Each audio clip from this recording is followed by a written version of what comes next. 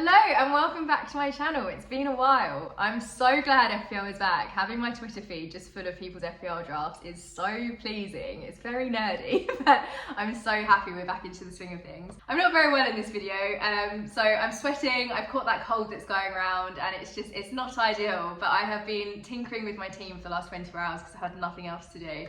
And I think I've made some poor decisions, but we will get into it in this video. As always, this is just my first draft, my initial thoughts. I will post my final team choice just before the deadline on Twitter at Yelena FPL, so follow me on there to see who I pick.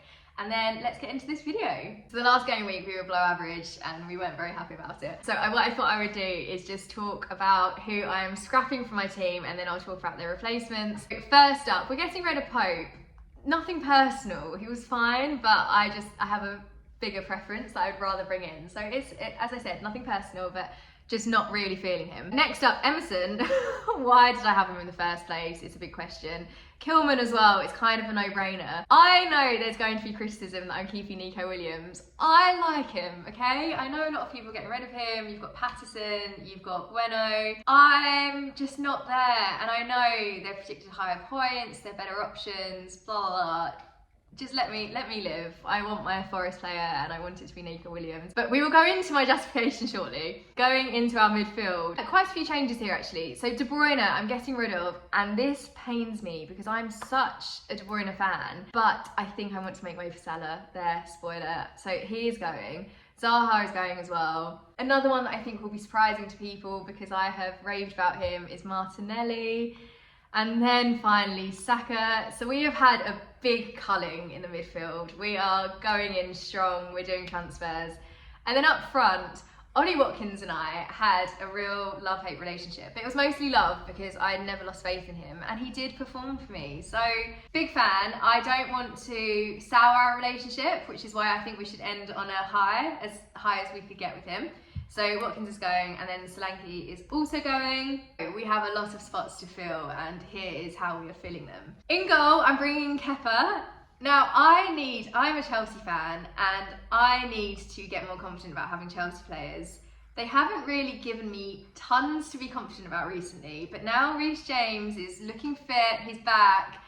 I have a good feeling. And Potter absolutely loves Kepa for good reason, because the man is a machine. I was so team Mendy. Mendy was my goalkeeper for life, but my goodness, this man. The other thing is also Chelsea have got the double game week coming up, so I want to try and capitalise on that as much as possible. So talking about Chelsea's double game week, who am I bringing back? I'm bringing back Reece James, and I am delighted about it. This is my transfer that I'm the most excited about. Now, I know Reece James is one of those all or nothing players, so it could be really disappointing, but in my heart, I feel as though it's going to be good. I think he's one of the best defenders out there. Hopefully having some time off makes him really, really hungry to perform. We're going to get the clean sheet points. It's all going to go so well. He's also got attacking threat. So I feel like Reece James, if this pays off, I am going to be in love with this man and potentially even captain him one day. That is how high my expectations are for him.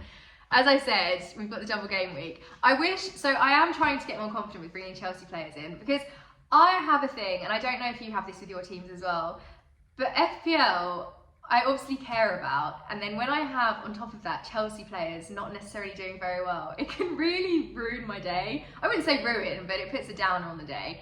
But I need to get over that, and I need to have faith in my players. On that line, I wish I had faith in Mason Mount because I would love to have double game week, Kepa, James, Mount, but I'm just not quite there with Mount yet, but he could be an option in a couple of game weeks. But filling in the final defence spot, and this is what I'm really nervous about telling you all about. Be gentle with me about it. But this is the equivalent of, you know those kids that grow up and they're not allowed to drink alcohol or go out to parties and things, and then they go to university or they turn 18 and they just go mental and they are the ones that are in an alleyway being sick. This is how I am with not owning Ben Mee. So I spoke about owning Ben Mee so much and people kept talking me out of it. And then he was doing really well. And no, Brentford's fixtures aren't the most amazing things in the world. And yes, he will probably just be a bench warmer for me, but I need to have Ben Mee on my team just to get it out of my system. So maybe 1 or 2 weeks I'll have him on there, and then we may have to think about it again. But if we look at his information, I mean, He's on a total of 57 points. But against City, he got an assist and he scored a goal against Wolves. I think it was around the Wolves game that I was talking about bringing him in and everyone said no, and then he got that goal and it was just really frustrating. So I'm hoping for some sort of Ben Mee surprise. Woo, look at what he's done. This is really exciting. So I'm bringing him in, don't talk me out of it. And Brentford's fixtures, as I mentioned, they're not the best, they do get better. So Bournemouth, Leeds, Southampton. That could be potentially a point where I bring him off the bench and I will bring him into play. This could be one of those gut instincts that you just shouldn't follow, but I want him on there and I haven't got any Brentford players. I was going to bring in Tony, but I'm too nervous about bringing him in, so he's not coming in. So Ben Mee will be my Brentford player. I will take no further questions about this one. As I said, I oddly feel nervous about telling you guys about this, so yeah, we've done it, he's there. So this is my defensive lineup. In truth, I think Cancelo, Trippier and James is a really, really strong defence to have, and realistically, Ben Mee and Nico Williams are going to be benched quite a lot. Nico Williams, he is one that I want to have because Forest's fixtures get so good in a couple of weeks' time. Who have they got? So Southampton, Leicester, Bournemouth, Leeds, Fulham. I'm liking their odds there, especially Southampton could potentially keep him a clean sheet. Nico Williams could come in with some points, potentially bonus points. That would be very nice. But I'm having faith, and the fact that so many people are culling him from their teams makes me a bit more tempted to keep him in, to be honest, because the rest of my team is just so template. So I will keep Nico Williams in. And as I mentioned, he's not one to absolutely wow you, but he does perform. So if we can just stick with the sort of 6 points, I mean, yeah, the last couple of weeks he's only had 1 point, but he'll be fine. I'm feeling good about him, so I'm going to have full faith. Ideally, he'll get the 1-pointers when he's on my bench, and then when I play him, we'll be up to 6, maybe even 10. I'm calling it now a 7. we'll aim high, but realistically high. So I'm happy, to be honest, to have Nico Williams as just a bench warmer. He's there, he's done well for me in the past. I'm not too fussed about bringing in another defender because, as I said, I think these 3 are really strong for me. Now, midfield, this is where the big changes are. So we'll go in with the premium, which is Salah. It's the age-old debate, isn't it? Salah or KDB? I've gone Salah. Now, my thinking is, I could have De Bruyne. A lot of the time, De Bruyne is there to assist Haaland, and we all know Haaland is just a goal-scoring machine. Salah is programmed to get those goals, and he's on penalties. I'm feeling good about Salah. I can't remember which game it was, but I was getting really frustrated with De Bruyne, and I think I've held it against him ever since. Whereas Salah, I think the week that I took him off my team, he ended up scoring, and it was really frustrating. When would this have been? It was the Spurs game. He scored 2 goals and I was so frustrated because I'd taken him out, I think, the week before. But I mean, if he can score 2 goals against Spurs, who aren't the best team in the world, but they're still not bad, are they? I also, in comparison to City, I like Liverpool's fixtures more, and we know, again, Haaland is just going to get goals in no matter who he's playing. Whereas De Bruyne, I don't know. I feel like it's a bit more of a risk banking on him to get the assists, maybe not necessarily being the goal scorer. I'll probably be in the next Gameweek's video going, so De Bruyne scored a hat-trick. Fantastic. I feel as though I would like to spread myself out across teams a little bit more rather than putting all of my faith into City. Although I say that, I have gone triple City, but anyway, less expensive City player, 3 guesses who. So I'm going to stick with Salah. I'm praying for an amazing performance against Villa, and then I can just breathe and be relaxed about having Salah on my team and know that I've made a good decision. We will see. 12.8 million is not a small amount of money, and there are other options available. But I'm going to go in with that premium player, see how he gets on. If I have nothing from him, maybe 4 game weeks time, then I will have a rethink.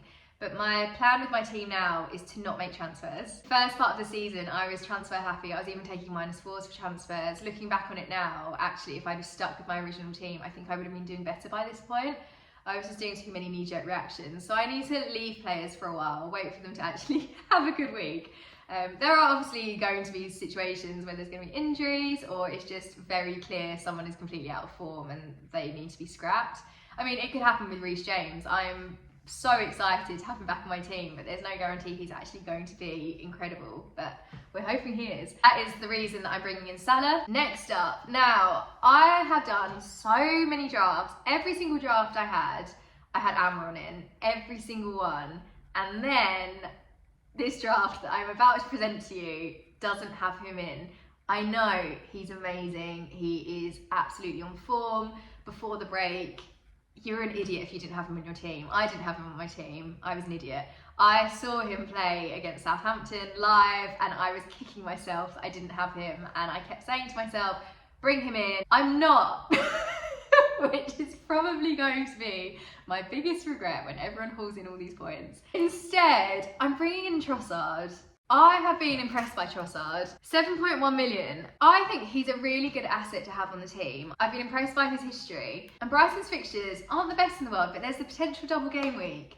And I just feel as though I would rather go and take a bit of a risk. I say a risk, he's on 80 points in total. It's not a massive risk, he's going to perform. But I think I would rather go towards Trossard and just have a bit of fun with the game. Whereas if I go for Almiron, yes, it's safety in numbers, and if you do well, at least you're way up there. But I don't know, there's just something that's leaning me towards having Trossard. So I'm going Trossard. This will probably be the one that I'm most likely to last minute change and change to Almiron. But we will see how we go. We'll see if I can persevere and stick with him. And then, as I touched on, I am bringing in a third City player. So I'm going Foden. I do want that City triple up, especially with their fixtures coming up, because they have got the double game week and game week 20. Now, playing against Manchester United and Spurs is not the best. They're not the easiest fixtures in the world. But we have Haaland, so we're feeling good about it. But I would like Foden in there. I don't know if I've had Foden on my team at all this season. I think I've always stuck with KDB. But Foden is one. For his price, I am really, really impressed by him. And he's on 76 points. So he was going quite strong until game week 10. Then game week 11, played the full 90 minutes and only secured 2 points against Liverpool. Oh, not ideal. But then when he played the full 90 minutes against Brentford, he got 9 points. Fingers crossed he will be playing full 90 minutes and then we can get some extra points in that way. But it is the double game week that's really tempting me with Foden, and I feel like I can just rely on City. I'm quite pleased with them. The other option I did have was Saka, who I did have on my team previously. But I'm leaning towards City. I don't know what it is. And again, this could change. But as soon as someone comments going, no, you should go Saka, I'm like, oh, okay then. But no, for now, we are keeping Foden in. And then that final midfield spot, I can't not go for a Manchester United player. Their fixtures are incredible. So I'm bringing in Rashford. I haven't had Rashford on my team this season. I'm slightly nervous. I don't know if I'm hyping myself up too much about him because he's got a total of 62 points. Have we seen the best of him yet? I don't think we have. If we can have a remake of the Arsenal game and he can score 2 goals and get an assist, then I will be very, very pleased with the choice. But I mean, look at Man United's fixtures. Forest, Wolves, Bournemouth. I am so excited for those. I'm quite happy with just having him for a few weeks and maybe transferring him out game week 20. If I could get to, say, game week 19 or 20 without doing any transfers, I'll be so proud of myself. Coming into the front three. Now, I've been changing my mind like there's no tomorrow. I really like Southampton's fixtures and I'm tempted by Adams. But I think I need to watch him play for this game week and then make a decision about whether or not I'm going to bring him in, because I don't know how good Southampton's form is at the moment. They're just not a team that I really watch that much. Although I did go to one of their games and the atmosphere was a little bit dead. But understandably, they were going through a tough time. So they may be reinvigorated and really excited, in which case Adams will be coming in from next game week. But I'm not completely sold yet, so I'm not bringing him in. But going on from what I was just saying about Man United's fixtures being really good, I'm bringing Martial.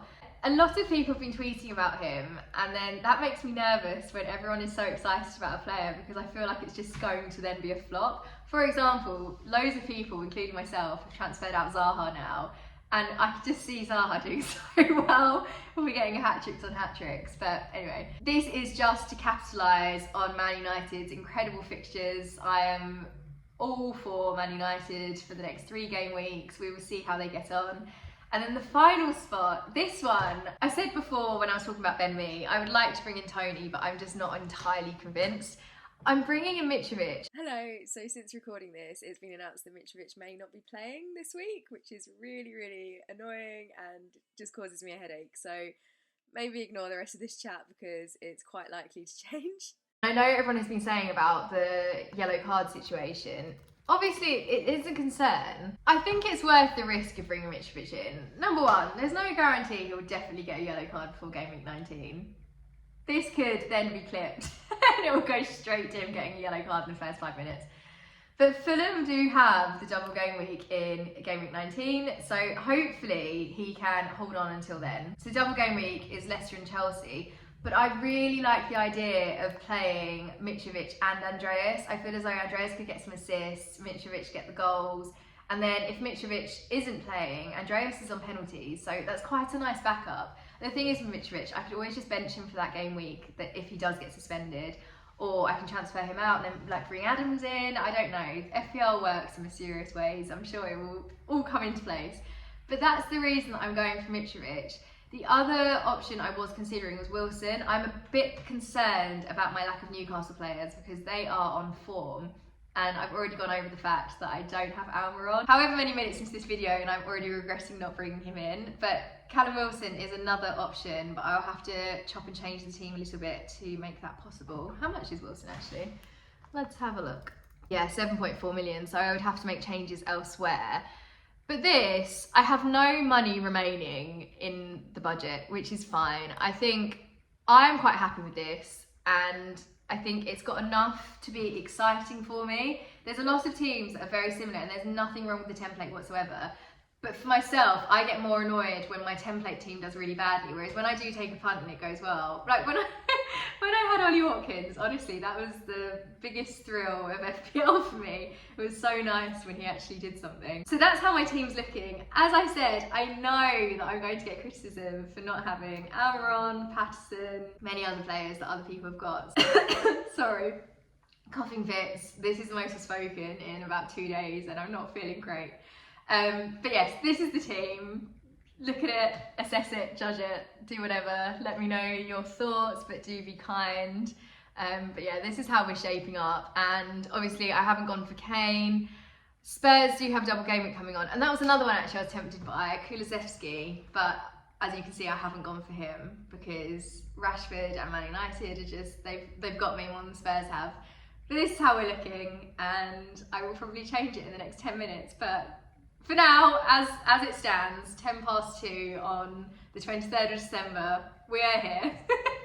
So that's what I'm thinking at the moment. I can smell the criticisms. I can predict what people are going to say. I know, I'm making some poor choices and the crowd is probably right and they're going to haul in all of these points and I will be there with Ben Mee and Nico Williams just getting nothing. But just let me live. As I said, there is still time for me to change, so I may make a different decision. I may go completely out of the box and pick some entirely random person, but I don't know, we will see. FPL is about having fun, so yeah, I'll use those words to console myself when I am way below average at the end of the game week. But as always, let me know what your thoughts are for your teams. Do subscribe to my channel if you haven't already. I am also on Instagram, on Twitter, on TikTok. Follow me on TikTok because I'm doing some matchday vlogs. Follow me on all of them, but TikTok especially. I'm doing some matchday vlogs. I'm seeing Southend United on Boxing Day and I'm going to the Forest Chelsea game on New Year's Day, which I cannot wait for. And they are my favourite bits of content to make because it's mostly me eating and watching football. And how could you be happier? But yes, all of the links are in the description below. I won't speak to you guys now until after Christmas, so have a lovely Christmas. Try to take a break from FPL, enjoy the day and all the festivities, and I will see you in my next video.